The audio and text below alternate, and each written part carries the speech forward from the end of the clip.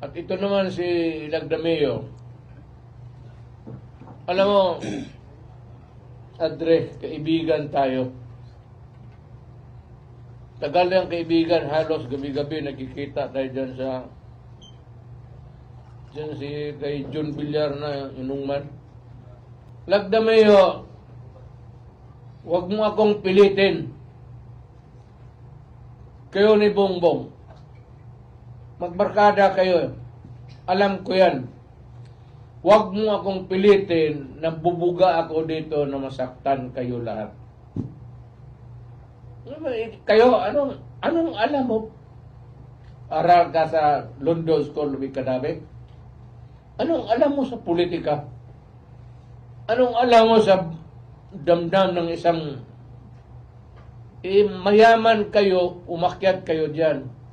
Wala kayong alam kung sino ang Pilipino at ano ang Pilipino.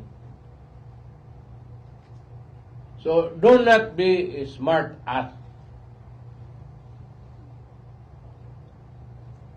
Kasi pag ini-lecturean ko kayo araw-araw, kasi ang edukasyon ko pang Pilipinas, kayo mamayaman, anong alam mo?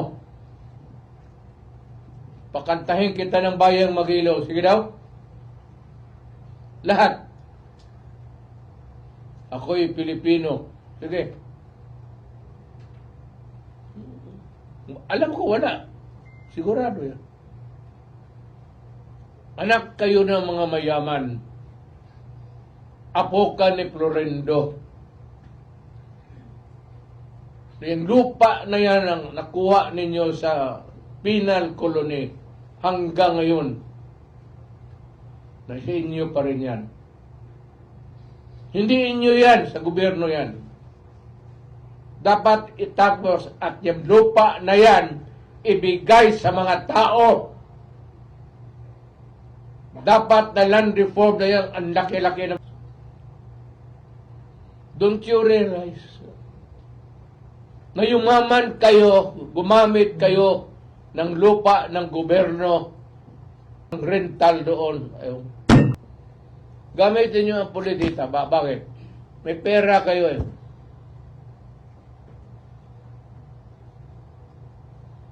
Pero huwag mo akong, you know, do not fuck with me. Huwag kayong magpatigas-tigasan. Hindi ako,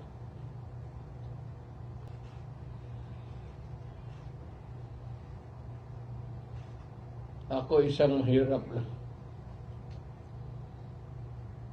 Kayong mayaman. Lagdameo,